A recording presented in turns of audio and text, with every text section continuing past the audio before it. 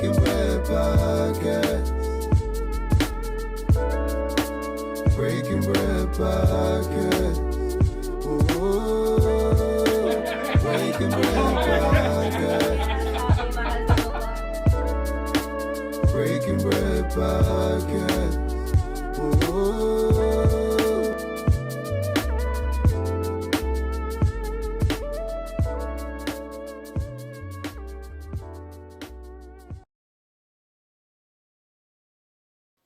Yeah, good people. Welcome back to the Breaking Bread Podcast. I'm Lee. I'm out here with my boy Derek. And today, we're going to bring to y'all some true fire, some true heat, man. You know, I've known this brother a long time. My man, Shabere, is here. Real estate developer, entrepreneur, philanthropist. You know, Shabere, welcome to the show, man. We're really glad to have you out here, good brother. I'm glad to be here. I appreciate it. Thank Absolutely. you very much. Absolutely, man. So, you know, we want to open it up, but give us a little bit about you. Tell us about the moves you made. What do you do on the day-to-day? Tell the people more about Shabere. I'm a real estate investor. I'm a landlord. I also invest in the stock market, and I own a road service business where we help out dump trucks, tractor trailers, and other commercial vehicles that break down. We help get them back on the road. Mm-hmm. And what area is this? Mainly in Rocky Mount. Rocky Mount. That's what's up. So with the real estate investing start, you know, we're going to get into all of those things. But for that piece, right, I know you said you're a landlord, you're an investor. What does your portfolio look like? How many properties do you guys have? What do you guys specialize in? What do y'all do? We got, I don't know the exact number, but I know it's about $2 million worth of property, though, for sure. Renovations? Yeah, we do. Now we do renovations. We rent them out. We sold like a couple, but our main thing that we do is we think we have children. So the main thing that we're doing is a buy and hold strategy, buy, hold them, and try to build it up from there so we can get the rent coming in every month so we can retire one day. We'll be done. We can have by the time, you know, we start getting old, we can have some money coming in every month that we ain't got to work for, passive income, like mailbox money type of thing. Absolutely. So what made you get into real estate, and what was your, I guess, your first property? Like what transpired to you saying, okay, I think I want to do this, and you targeted a property? Gotcha. What got me into real estate was this. I read a book called Rich Dad, Poor Dad. Yeah. I read that book and it really opened my eyes up, and I was like, wow, we got the whole game messed up. We talk completely backwards from, we playing two totally different games. It's like we playing softball and they playing Major League Baseball. We thinking two totally different ways. And one of the things, I read that book, and then I also read a book called Investing for Teens, and I read it in my 20s, believe it or not. But the thing is, where I was at financially from a understanding what money is, what capital is, and how to grow it from a legal standpoint, I was teenage. So that book that book opened up my eyes, and it let me know that a lot of wealthy people have three things that other people don't, which is money coming in from real estate, money coming in from businesses that they own, and money coming in from the stock market, and possibly a job. And I looked at that and I was like, wow. So I was like, all right, cool. Real estate, at this time when I was reading it and when the book was made, real estate and stocks was some of the main things that I was like, I can go ahead and reach out and make a move. So I got into business for myself, and after that I got into the real estate. Oh, well, so I always ask this to people, especially when because, you know, everybody think about doing something. It's not even necessarily real estate or even entrepreneur, but think about doing stuff and then like, okay, it's time for me to do it. So what, if this ain't too personal for you, what in your life made you be like, okay, it's time. I'm tired of the way my life is. Not even just tired, or I'm ready to be who I want to be and I know I can be. What in your life made you be like, all right, here you go? When I was young, like in high school and stuff, people was doing different things I couldn't do because we was poor. We was, not like we didn't have a place to live like that, but we didn't have the same things as other people. And I was like, you know what, man, I got to figure something out to get this going, because my mom, single parent, she had 3 kids. It's 3 of us. So I'm like, man, I got to figure something out. Oh, it was the pair of J's? Yeah. I was like, yo, I know what it is, dog. It was a lot of things like that. Like, man, why do I have this? And then we had something, but at the end of the day, you know, you're a child, you looking at things a certain way. You're like, man, I want those though. We did have something, which is better than nothing, but I was like, yo, I want those. Right, I understand. And I realized early, like, if this is what you want, you have to go out here and get it on your own. Yep. And then to piggyback on that question, man, so we understood that you read the material, you studied, you put the work in. Tell the people about just the first step after you closed Investing for Teens and after you closed Rich Dad Poor Dad. What was the first thing you did to begin on this journey? Was it to approach the LLC? Was it to try to find capital? Was it to start looking at properties? For those of us out here with these same dreams of accomplishing a portfolio like you have, what's the very first step? Excuse me. After I read those two, I looked and seen what business I can get myself into, because even before I had read those, I was already in business. I had already was doing a little something with the music, and then we had already did a number of parties. We had did a little bit of clothes at the time, and I used to sell CDs. So I was already into business. So I was like, you know what? Let me get into business. And my younger brother told me about the trucking business, so that was one of the first things that I did, was got into the trucking business. Bro, it's funny selling CDs. I remember. Man, do you remember back when people used to make mixtapes on those CDs and be like, yo, I got a 5 single mixtape. Or you go to the Best Buy. $10. Listen, want nothing worse than going to the Best Buy when you needed the CDRWs so that you can rewrite. But all they got is the R's, and now you got 1,000 R's on it. See the youngest. Let me get to the mic. See the youngest don't know what is a CDR. I don't know what a CDRW is. What is that? So go to YouTube, go to Google, and tell you all about it. But I remember looking for them RWs one day, because the RW 25 about $15, right? Get 1,000 of R's for those, but they got CDs all over the place.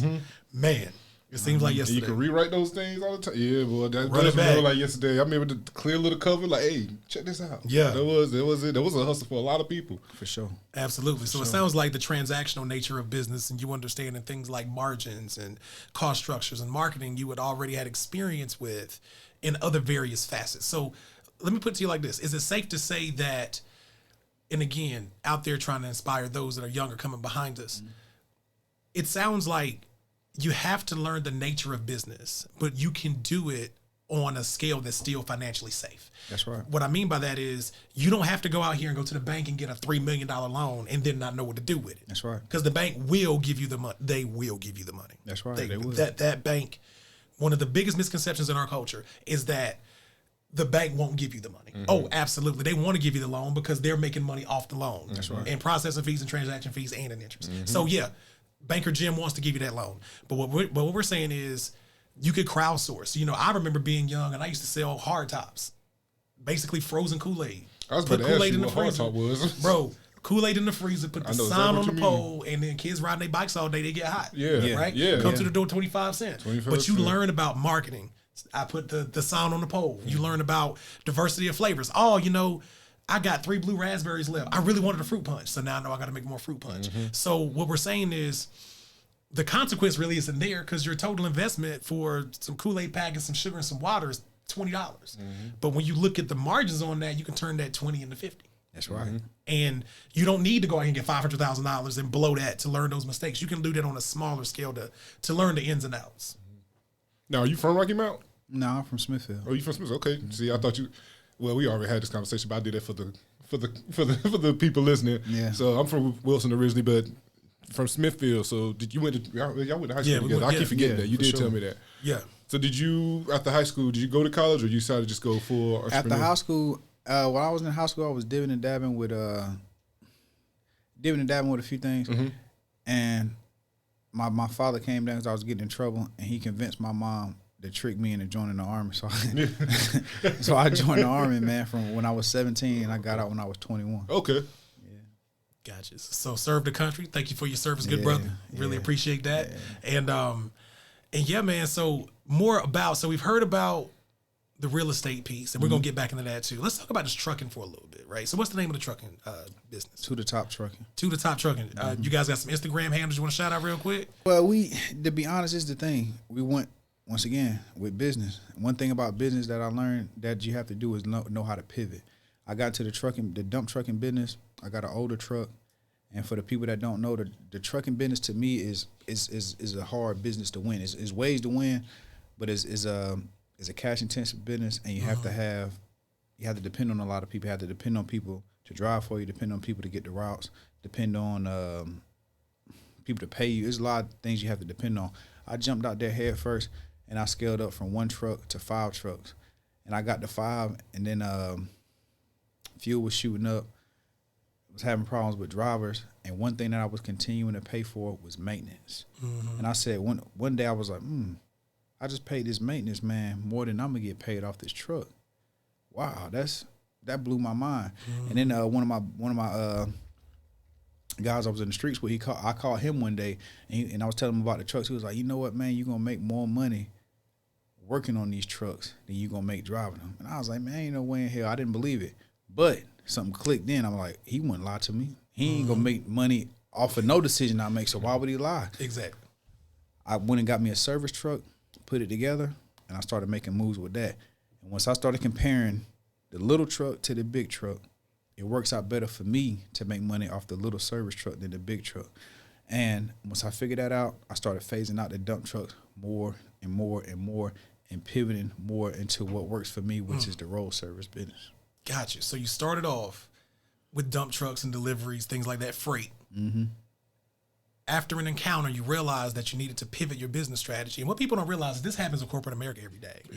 People think that, oh, well, this business right here has been around as an institution, right? But if you really go back and look at a lot of history from some businesses, they have totally pivoted their business model from where they are today. And this is a story right here. You started off there, you realized that repair is where it is. And the macroeconomic situation was impactful to you, right? Fuel is through the roof today. That's something that you really don't have to worry about with maintenance, right? Because if you're driving a route, you got to burn the fuel. But if you're fixing the trucks that have to drive the route, and you're in a space where it's necessary because the trucks have to stay on the road. Got to stay on the road. Yeah. And then what you did is the comparison between the two business models and discovered, like you said, you put it so elegantly, like the little truck outpaced the big truck. And that's just, like I say, it just worked. That's what works for me. A lot of things, and that's the thing in business as well, is so many different ways to handle this. I got friends that's in the trucking business, and I talk to them and I let them know that's for y'all. That's not for me. Right. This is for me. Yep. I'm more with things that you can make a lot in a little bit of time. Right. Because in my previous life and things that I did, you make a lot in a little bit of time. It's risky, but you stand to make way more. And I like to make you like the to most. maximize your I like to make opportunities. maximum wage. Maximum. Not minimum. Run that back one more time, bro. You like to do maximum wage. I like to set what I get paid. I don't like, hey, we can pay you this. I like, nah, this is what it is, and let me know when the invoice is paid. That's what I like. I'm trying to tell you, maximum wage. And boy. it's funny you talk about pivot, because I tell people that all the time. I remember when I used to coach high school football, and I had some kids that when they were turning seniors, like, hey, they would ask me stuff about college and stuff like that. I'd be like, look, man, you going into college, you saying this is what you want to do. That's cool, and that's fine. Write it in pencil, not pen. Because while you own that journey, you might discover something else. You discover yourself more, and you're like, hey, I want to do that. And I tell people that period in life. It don't matter if you 17 or 37 or somewhere in between there. Whatever you figure like you want to do, try to do that. And through that journey, you might figure out you like doing it and you really want to keep pushing it. Or you be like, hey, let's pivot because I actually like this instead. Yeah. And that's exactly what you did. You was like, I thought I was going to like dump trunking. I don't like it. Yeah. And you pivoted. I like it, but not more in than business, the thing is this, man. We in business. Right. The business, what matters is what? The money.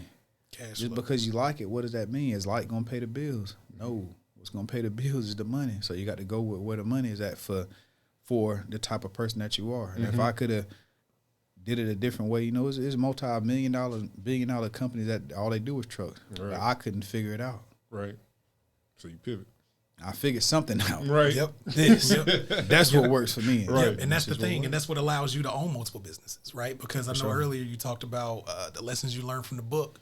And so one of the questions I have of what you're running right now, of the real estate investing, being a landlord, owning, the truck and repair business, which one is your favorite to run?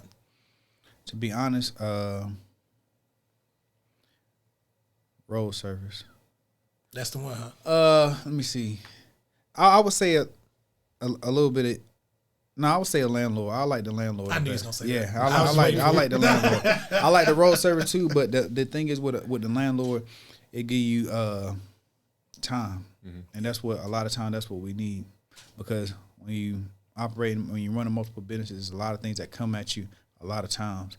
Once you get that real estate rolling the right way, hey, a property management in order, you buy the properties right, you fix them, and you rent them out, it's really not that much to do after that. It is some things from time to time, but once you get a tenant in there, and you fix the house right, it's not a whole lot to do. Now, when you renovate them, that's another story. But once everything is done, you got a quality tenant in there.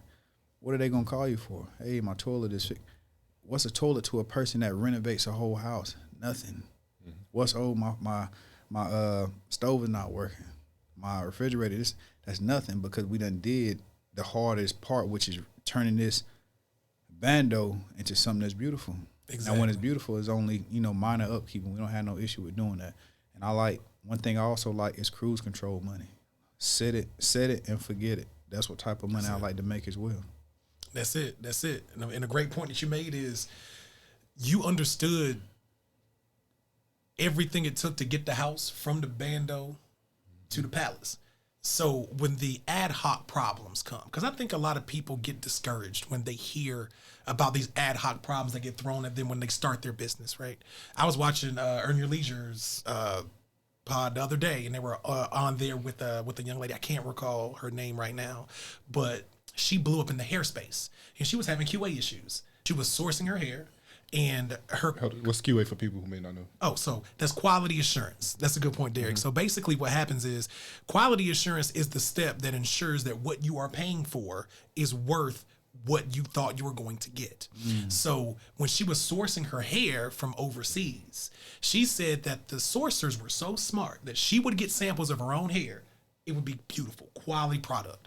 When people bought directly from her site that was being sourced through the sourcer, she started getting these terrible reviews, terrible feedback. The quality wasn't there. And she was saying that it got so frustrating to her that she ended up having to pivot, because at that time it's the middleman, right? She's not actually getting the hair and putting it together. She's coagulating the hair and offering the experience, that last mile, right? So what we're saying here and what Shabere is saying here is, on the renovation tip, he understands how the plumbing works, how the electrical works, how the floor, everything is supposed to be. He just talked to inspectors. He understands that. So he can deliver superior service, because when his tenant calls him, or his tenant calls the management company and say, hey, I have a leaky toilet. Okay, well, I know it's either 1, 2, 3, right? We'll have somebody over there in a moment. Happy customers spend more money. And that's something that everyone in business should understand. If your customer is happy with their product, they're going to tell someone else. And now you have the power of exponentiality, because if one person tells 5 people and then those 5 people tell 5 people, now your candidacy has exploded. Right. That's right. It's no secret. Everybody knows customer service wins all out. Look at Chick-fil-A.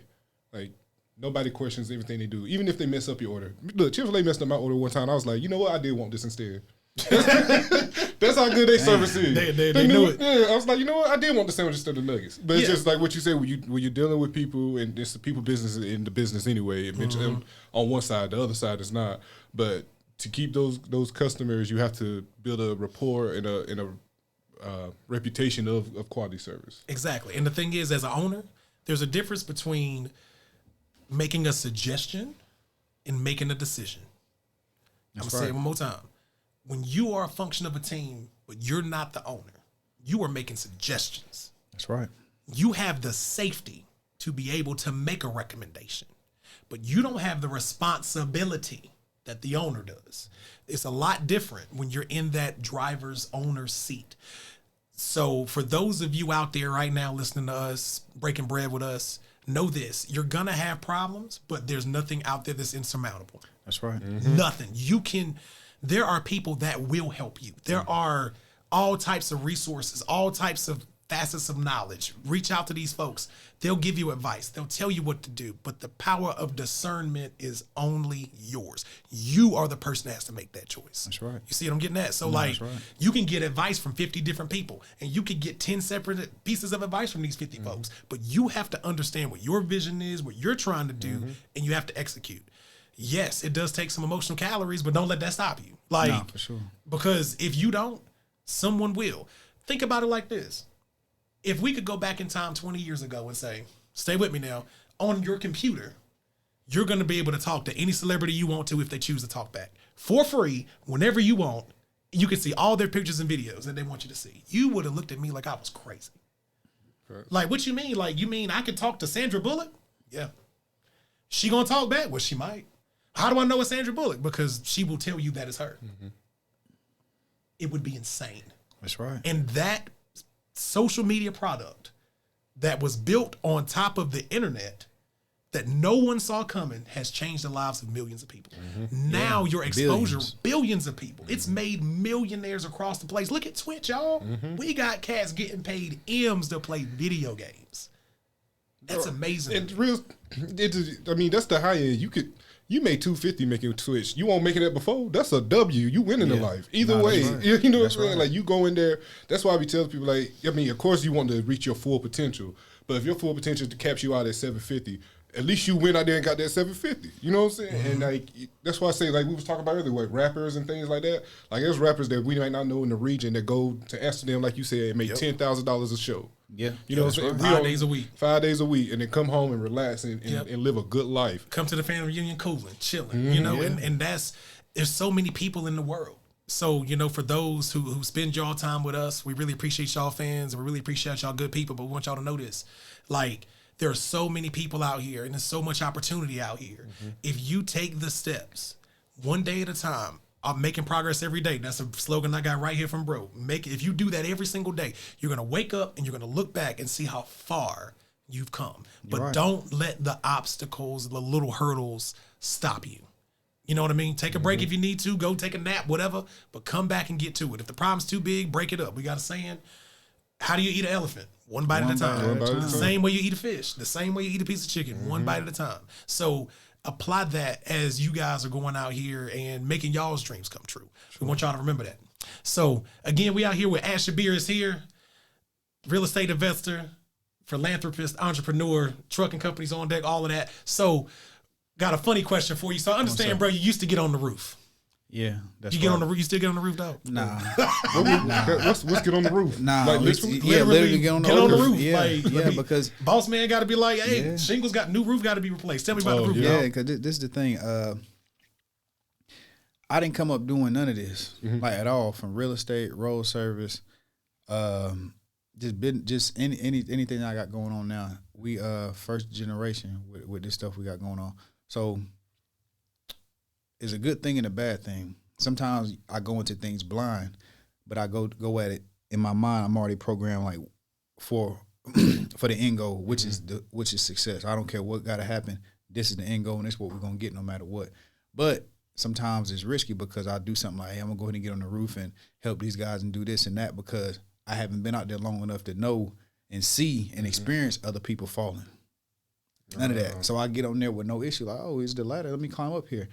One day I was talking to some of my guys, and they was like, yeah, man, I was up here one day. A dude passed me a piece of wood, and it hit me, and I fell off the roof. And I was like, And he was like, yeah. He said I fell off, and I landed on my hip, and I ain't been walking the same since. And I said, really? Let me go ahead and get on down ASAP then. And then I talked to some of my other guys that help me out every day, and he was like, yeah, man. He's like, yeah, a buddy of mine fell off the roof and broke his arm. And I was like, you know what? I'm going to go ahead and stay on the ground where I need to stay at, man, because at the end of the day, that's just something it's not needed. Right. It ain't necessary. That's not my role. You don't see Phil Jackson playing ball at all. You never have, never will, because he played his role, man. Well, I could tell. Okay, so I have two parts of that because I get both parts actually because I agree with what you're saying. You can't, especially when you're in that role, you're actually being in the way more of the times than not. Sure. And second of all, I mean, you said you used to do it, and I'm telling you what, I think people like you in that position do stuff like that because your team need to know that in a pinch, if you really need to, well, I got to do what I got to do. That the boss I'm right here with you. Is real to do what need to do if it's really needed. You know what I'm saying? And I think when you're the leader of any type of team or group, the leader the group of people have to feel that the leader is in it with them. You know what I'm saying? For sure. It's in it with them. Not saying like, because now they know you're not above anything. You're not saying you won't do it. It's just saying, hey, I got other stuff to take care of. Exactly. Y'all take care of the roof. Yeah. And I think that's what, you've had good managers, you have bad managers. That's right. And most of the time, bad managers, because they made themselves feel isolated, like I'm the manager and you are them. And not that we're a team, I'm just the leader of the team. You know what I'm saying? And when you've made them feel like you're part of the team, but you're the leader, they listen. They hear you out. They follow your lead. But when you make yourself separate, it's like, this dude ain't even rocking with us. He just telling us what to do. He has no self-interest in us or anything like that. And that's why I think, that's why when you say, I'm getting off, they was like, all right, cool. Well, we know you're willing to do it, but you know you got other things to do. And that's why I think a real quality leader is, to be honest. Yeah, that is good leadership because you understand that what you bring to the table is vision. What they bring to the table is function. And you need both of those items to make this successful, right? Because you're paying these vendors to replace this roof. That's right. What good are you laying up in Duke University with your leg turning to grits because you fell off a roof? Yeah. You had the discernment to say, you know what? Gravity is undefeated. That's Never right. lost. That's right. Name a time of gravity lost. Never. Ever. Out And don't lose, out bro. of space, but that's not where we at. Yeah, that's right. That's right. When you on this here planet, you on gravity home court, gravity time. undefeated. So you was like, you know what? Let me trust the professionals that I've hired to accomplish this goal. Yeah. And that's another function of leadership. And again, like we said earlier, it's a difference between making a recommendation and making a decision. Yeah. That's a leadership thing. That's making a decision, man. One thing I had to realize with a situation like that is as well, and with all of this stuff is this. Not to sound negative or anything like that, but the thing is this: I can find another guy to do a roof. I can't find another me. That's right. And even if I can, it'd be way easier to find another guy to get on the roof Than to than find find me. And to be honest, if Because you you find have- that you still gonna follow up on the guy that's doing your job. That's the thing, Right. and it's Yeah. Because I know I would. Because you have the vision. And that's the thing. You have the vision. don't You need- have the map. everybody got a role to play, and I realize I got to play my role. Man. That's That's exactly right. It just really is. And Like I've been part of a group where I wasn't a leader, but honestly, at that time, I wasn't prepared to be a leader. And then the leader I had, I'm gonna be honest, he's one of the best leaders I've ever had in my life as a manager. His name Ken Volpe. He probably, I don't even know where he's at now in this world. But I used to work with him at Sprint, and just seeing how, and this was his first time being a manager of a store as well, and just how he included us in everything. Not only saying like, "Hey, this is what we're doing," but he'll give the backstory to why we're doing this in the production. It's not necessarily like you explaining because I need to tell you. It's just like, "Hey, this is the end goal of this, and this is why we're doing this process." And doing that makes you understand. Honestly, makes you want to do it more. It does. You know what I'm saying? And like I ain't saying he had to do that every time, but like early when he first started, and it's just like you said, everybody has a role. And I think people egos get too big sometimes where they don't want to play a role. And it's like, hey, if you want to be a leader, you got to learn how to figure out the role first. That's why you went on the roof. for sure. Because you was like, I don't know how to do this, but I want to see what's going on. Yep. And then once you finish, you're like, all right, well, let me get back to my role Yeah. to what I need to be. Yeah, And I think people don't realize like you can't always jump to the front. Sometimes you automatically the leader, and that's fine. But either way, I've been the leader and then been back into a role in a group because okay, that's your strength, not mine. Yep. You gotta come together for the team for sure, man. And you got to be honest enough with yourself to know, listen, this guy's a better such and such than me. This guy's a better roofer than me. This guy's a better plumber. This guy's a better this. Just because you might have the most money, what does that mean? Does that mean that you better? No, it doesn't. This guy's a specialist. Thank you. Let the specialist do his job. You got to check your ego. That's right. You got to check your ego. You know what I'm saying? People tie that money to that ego or that ego to that money. And they're like, you're better than. Like, nah, but the last time I checked, without that plumber, you ain't got no water, bro. Nothing. So you might want to chill and let him do his thing so that you can have some water. Don't forget the mission. That's right. People get caught up in the journey. They get caught up in the tangents and all these other satellite things. Linear thinking. Don't lose sight of the mission. That's right. So if you do that, you'll normally be all right, good people. That's right. So another thing I want to ask you about. So I understand that on the philanthropy side, you do a lot for the community too, right? So you guys do a back to school drive. Yeah, this year right here is gonna be the fifth year that we did. Dope. We have it in Smithfield. It's actually the last few years we've been having it right across the street from the projects we used to stay in when we were younger. And for us to be able to give away hundreds of book bags, feed hundreds of people, had the water slides out there for the kids, had the basketballs, the footballs, the school supplies, and just a good meal and the good vibes and the music and all of that going on.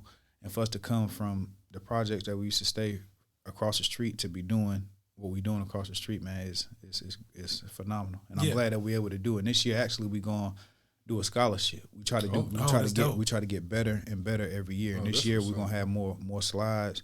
We're going to continue to have, not just hot dogs and hamburgers, steaks, like a real deal meal. It's not no, hey, we Give them an just get experience. this is, hey, listen, this is steaks, bro. This is ribs. This is salmon. This is something that y'all deserve. And this can be done. I used to stay right over there. Yeah, and that's the next question I've been burning to ask you. So when you're standing there, knowing behind you that you and your team put together this great community cookout, and you're looking at the projects because I know exactly where you at, right across them train tracks. Yeah. and you're looking at those brown single story projects, what goes through your mind? What is your heart filled with? When you're standing literally across the street and you're looking at the past. It's a beautiful thing. It let me know that that starting young and never stopping something real. Because I had a vision in my mind from when I was younger where I wanted to be, and that's what I became. And that's it. And I realized, like, at the end of the day,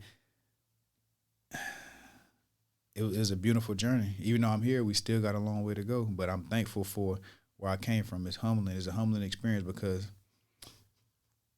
I would have, even back then, I would have never thought that I would be able to do. I mean, I would have thought, but it's like, wow, this is really going on. Yeah. It's a humbling experience, and I'm thankful, and I'm grateful that me and my people was able to put it together and do it like that, because I haven't seen nobody do it like that before. People had money, people had situations where they could have did it, but being able to see it in our mind and bring it to real life is mind blowing. Knowing where we came from, knowing what we used to do, knowing that I'm a 3-time felon, still able to get quote unquote written off by society, but still be able to do something like this and be 100% legit for years. It's phenomenal. It is phenomenal, man. And Shout out to you for that in the community, especially bringing a scholarship to it. That's dope, man. Yeah, we doing that this year. I was telling Lee earlier, we were sitting here talking like, I'm not from Justin County originally, but I went to high school in Justin County. Yeah. And just seeing, he was telling me about the drive earlier before you said it, and I'm like, man, that's dope, because even in Clayton, where I went to high school at, we like some of the barbers in there, they get together, do free cuts and school drives as well. And it's just dope to see all these Justin County people just, hey man, we got ourselves in a successful situation. Let's go back and reach back to the kids out there, and seeing you doing that, and then them out there, and then in some other pockets I see people doing little things too, or not, little was demeaning, I'm sorry, but things too. Yeah, it's just dope that Johnston County in general just have all that and just trying to support, because I believe in community and reaching back for the kids. So, for sure. Exactly, man. It's easier to mold a kid than try to mold an adult, man. It is way easier. Yeah. Adult, they already got their mind made, their egos. There's a lot of things involved with an adult. When they're young, you catch them while they're young, man. It's way easier to mold them, way easier to inspire them. Right. It's And a to get lot them on more the right trajectory. Yes, way easier. Yeah, that's a fact. And, I actually have questions about the scholarship, right? So, this is the first year of it. I think that's major, man, because, I was the benefactor of a lot of community scholarships. When I was getting ready to go to A&T, we did everything, bro. We was frying fish, selling fish plates. I was working jobs and this and that. And then, I went to a small church, right, Missionary Memorial, right down the street. You know what it is? Yeah. So, I went to church there, got a scholarship here. It's like, here and there and everywhere else. But every dime of that scholarship money truly helped. And I think that because of the way Smithfield and Selma and Clayton are constructed, you know or are familiar with many of the people that you're around for a long time. Right. So for those youth to see somebody like a Shabere, somebody that they've seen around the way their whole life, come back doing the right thing, giving that scholarship, is infusing hope into a place that needs it. You know what I mean? Right. Like that's the nice way to say it. But sure. infusing hope in a place that needs it, man. So you got any details you want to share about the scholarship? Like how does one apply? Is it gonna be from the community? How you guys gonna select the recipient? Like I'm interested in that because I think that's amazing. We in the early stages right now, but I know for sure we're gonna have a scholarship committee. We're gonna allow people to submit the applications. Then the scholarship committee is gonna look through all the applications, and then we're gonna be able to choose from there. That's dope, man. That's, like I said, Man, we're that's still in the major. early stages, but that's as much as we know right now. That's major, No, man. this is That's major though. That's definitely amazing. Absolutely. So again, good people, Breaking Bread podcast, Lee, Derek, we kicking it with Shabere. Shabere is here. So, now we're going to get to the little surprise. I told you I had some surprises for the show for you, bro. So the first one in this segment is called 2 Shots and 1, right? Super simple. We're going to ask you 3 questions. And you just give us your honest answer on these 3 questions, right? So the first one, we painting the picture for you, right? It's a long day, right? You went to the spot, truck broke down, it's super hot, changed the axle, you know what I'm saying? Went to the real estate spot, fell off a roof. Bruh, you on the ground. Bruh, that nigga got me on the roof. So you on the way to the crib. What food spot are you going to stop at on the way home to improve that day for you? What's that spot after a tough, long day that you like, yeah, I'm about to rock with this? The chill spot. That's what I've been on lately. The chill spot. It's a Jamaican place in Rocky Mount. That's what I've been on lately. Yeah. What do you like to get from that? The jerk shrimp. Jerk shrimp. And they got a drink called a ragamuffin there. I like them. What they call it again? The ragamuffin. The ragamuffin. Yeah. You know, it's that's good. my stomping grounds in that area. So I'm like, I Yeah. might have to check that Hey, out. listen, I need a full review. Yeah, that. For That's sure. dope. That's dope. So, second question, 2 shots saying one. Here with Shabere is here. What's your favorite brunch spot?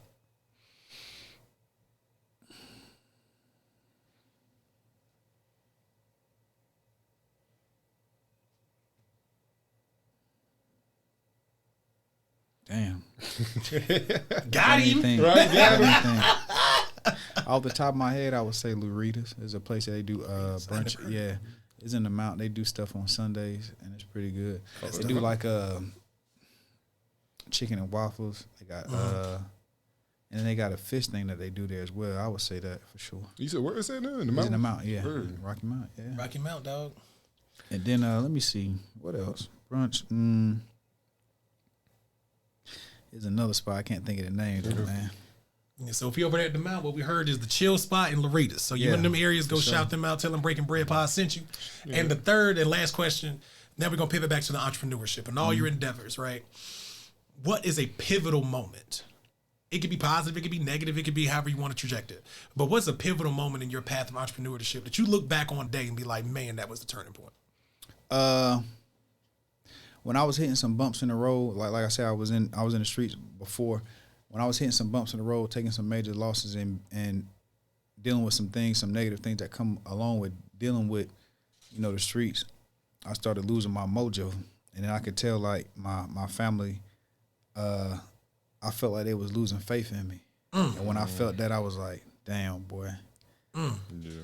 And then me and my younger brother Ryan had a conversation one day, and after that conversation, I was like, man, I got to shake this off. I can't go out like this. I can't be a has-been, regardless of what. I took these losses, but at the end of the day, I'm still young. My life is not over. Regardless of what happened, it is what it is. I still got my mind. I still got my body. I can still get out here and do whatever. At the end of the day, this is going to be a defining moment, but it's not going to define the rest of my life. This is not the high point of my life. This is a bump in the road, and we're gonna continue to move forward from here. And since then, I shook it off.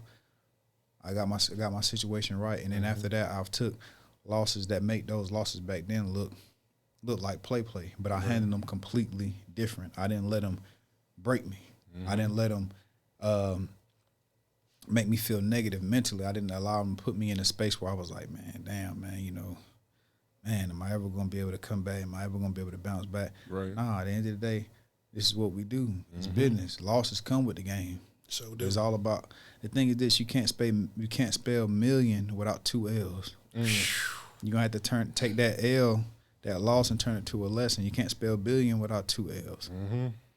Gotta think about that, man. That's fast. I never heard that one before. That was a bar. bars. But that's real. This is something I say to myself all the time, and like just people I talk to have those conversations with.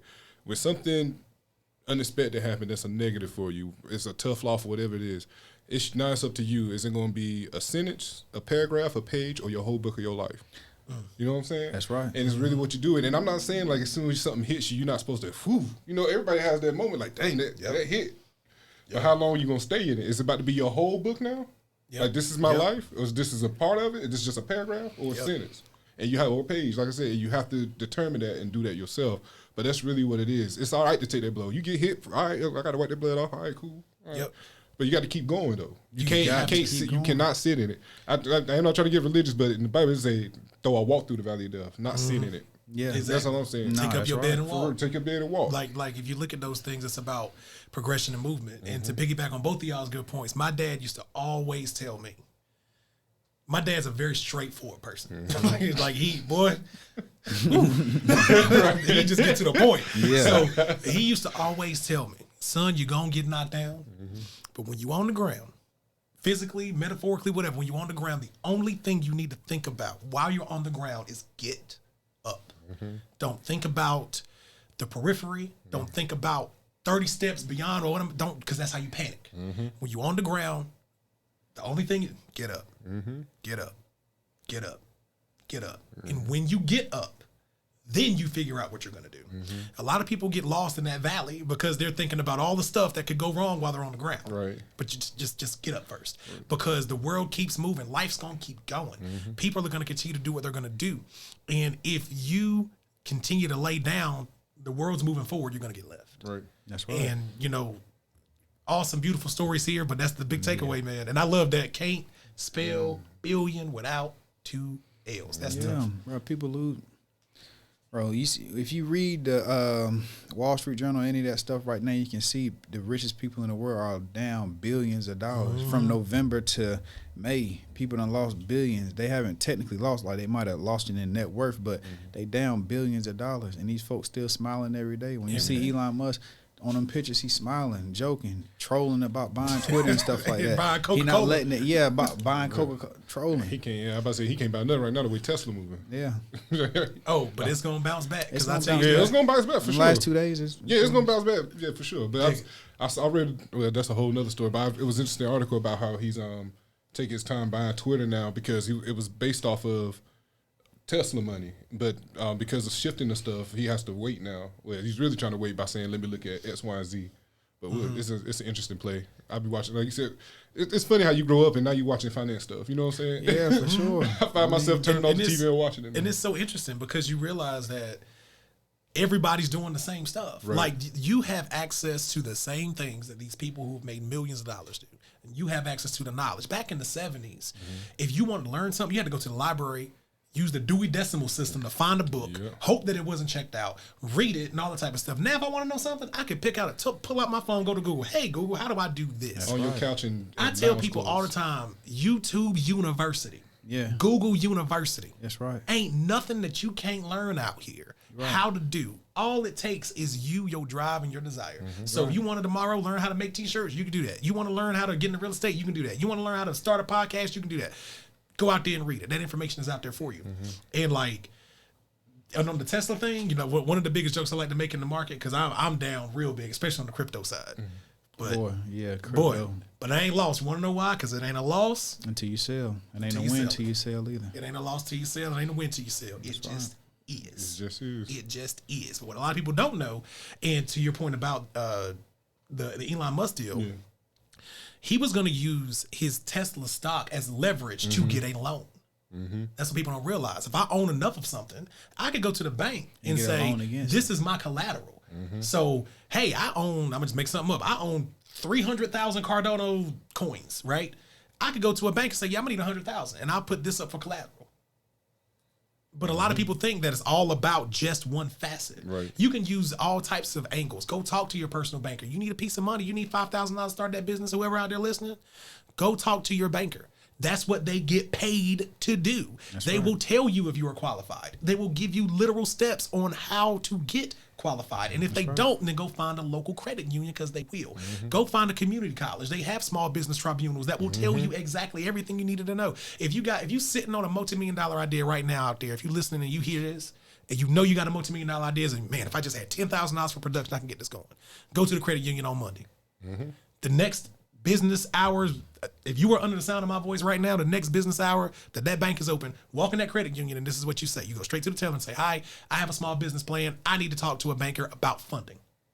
That's it. They'll tell you what you need to know. And if they don't, walk out, go to the next one. Don't walk out, go to the next one until you find that person that will give you the game. Once you have the game, double check that against YouTube University, double check that against Google University, and just go do the stuff. That's it. Be a millionaire and then cut me my 10%. All right, so yeah, boom, we going to. You can find me at B Bread Podcast. All of that.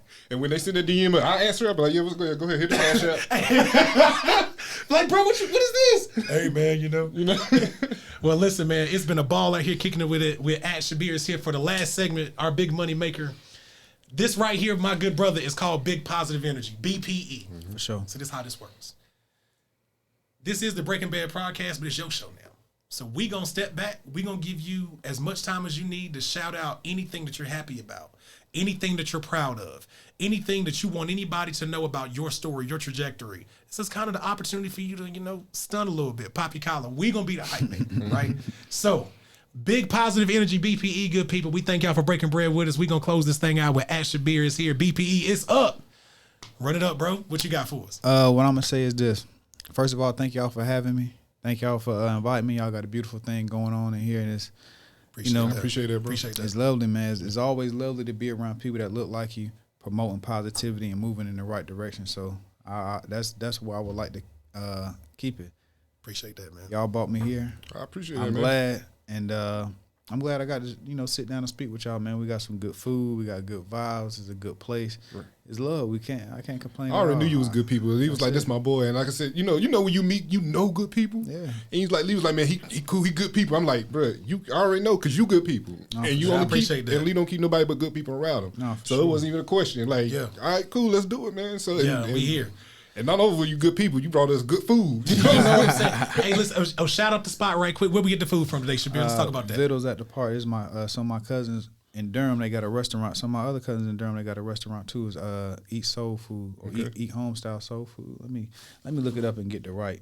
Yeah, well, the right Vittles, Vittles at the Park. the jerk Bussin'. chicken egg rolls. Bussin'. I almost forgot we was about to start rolling, y'all. I'm telling you, I Bussin'. can't wait for this episode to air. Just so I Let's can Eat Soul Food is the name of the other one.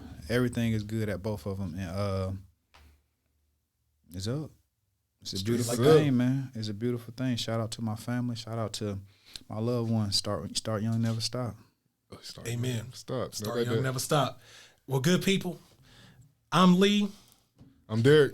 We was kicking it with Shabere here. Thank y'all for breaking bread with What's us your again. Instagram one more time before we hop off, man? Shabere's here. SHABERE. And the thing is, man, my name been messed up so many damn times. That's why I'm telling folks, is it Shabere? Is it Shabere? No, it's Shabere. Like here. Shabere? Yeah. Okay. I'm telling them like it's Shabere, like Yeah, the here. symbol. That's why that's where Shabere's here came from. So it wouldn't go over people's head. Right. It always blew my mind. Like, how could y'all mess this up? So you made it rhyme for him. Bars. Yeah. Bars. Made it easy. Ash Shabere is here. $2 million real estate portfolio. Let's start there. Secondly, owner of To the Top Trucking, King's Contracting. Shout out to them. Good people, good brothers, served our country, and is an absolute testament to mind over matter. Thank y'all for kicking it with us to get today, good people. Appreciate y'all breaking bread. Y'all have a good one. Be easy. We All right, out of be here. easy.